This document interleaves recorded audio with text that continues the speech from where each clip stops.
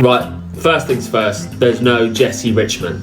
He was coming into this as favourite. Undisputed, ask anyone, they'll be like, yeah, probably Jesse, yeah. Well, he's not there. What does this mean? It means big smiley faces are across the whole fleet now. They can't stop grinning. Oh, I'm really sad. His kung fu makes him untouchable. You can't compete with that shit. Also out, and this is breaking news, thank you to us, Steven Ackersdyke. He's pulled out. We don't know why. He's not on the King of the Air website. I asked him to tell me why. He wouldn't tell me why, which makes me think it's something slightly lame, like an aggressive yeast infection in his crotch, or maybe going on holiday with his girlfriend. I actually think it's the last one. Steven is the most successful King of the Air athlete never to have won it. So him and Jesse being out the pack is just major change. All of a sudden, the floodgates are open for the rest of the little shit munchers. Otherwise known as the next generation, this lot they've got a bit more experience because of the Big Air Kite League, but they're still pretty inexperienced and are still probably going to shit themselves on the big stage. If they do perform, however, there's a chance that they might completely wipe the floor because they've got board off rotations that no one else can do in that fleet. So that's going to be really interesting. Number 3, Porsche. They're sponsoring. This means more prize money, I'd imagine, and flashier cars. Talk about, I don't know, like teak wood interiors or something. You know, expect more of that. Number 4, Christmas is coming early, innit? Because usually it's in January, February, March time. Yeah, no. This time the window is this. Put it up because I can't remember. No, Hannah can't remember. 18th of November to the 3rd, just don't put it up. Maybe still put it up actually because I said it a bit weird. The decision to go this side of Christmas was mostly because the sponsors, it was in the budget to do it in 2021. And the budget wasn't there if they pushed it to the normal time. So yeah, moving it to here is basically to stop the sponsors getting cold feet. It's like shifting it to now is like buying them a massive pair of socks. With it being before Christmas, this is traditionally a windier time of year for Cape Town. There's not a day that goes by when I don't think, wow, what would happen if Kota had 60 knots like it sometimes gets in Cape Town? Yeah. Well, with it being this side of Christmas, it could actually happen. So there's that. Next point. Number 6 of, what number are we on? Who cares? Liam Whaley is the favourite. Yeah, he just is. He just won in cold Hawaii against the best of the best.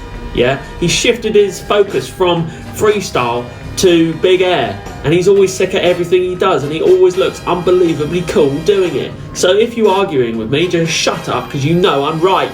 Liam is like the man-child of if Yannick was to have a baby with Kevin Langeray. Yeah, you'd get Liam Whaley. Someone that has got the board off rotations, yeah, but he's got all the experience. He doesn't get nervous. He doesn't choke, Liam Whaley. Doesn't, yeah.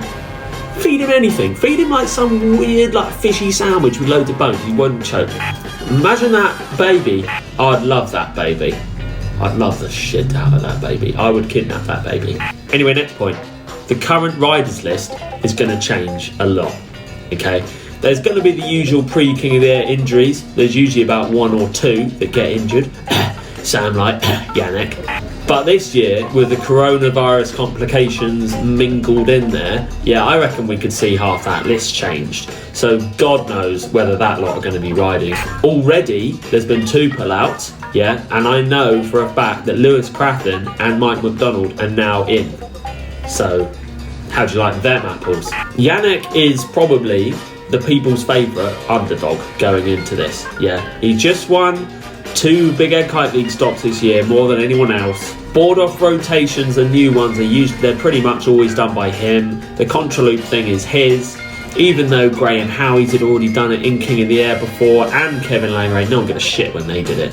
Yeah, no one cared. But when Yannick does it, he's still an outside bet because he's only done 1 King of the Air. And he openly admits that he was super nervous and can barely function as a human, let alone a pro kiteboarder. But since then he's been working on his mind, and apparently his mental health now is just like unbelievably good. So healthy. It's like, I don't know, the equivalent of just eating salad for like ages.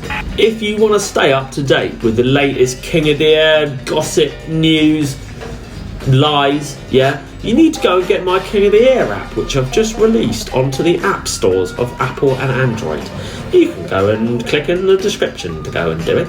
This app, the King of the Air app, yeah, is like this sick tent, yeah. Me and you are in the tent, okay, and what we're basically doing in the tent is making a little hole in the zip, putting our knobs through, and then just like pissing on it, everyone outside the tent. So if you don't get the app, you're just getting covered in piss. Nightmare. Whereas in the tent, you're pissing out because we're just constantly drinking water, and then I'm like, oi, did you know that this has happened and this person's just pulled out of that? And there's a fantasy section in the app where you pick who you think's going to win, who's your favourite shit muncher, etc. And then you go in to win loads of sick prizes that I've bribed the sponsors for. And I'm not going to keep the prizes like I normally do. I'm actually going to give them out this time. Yeah, so good at lying. I should be an actor. Yeah, definitely.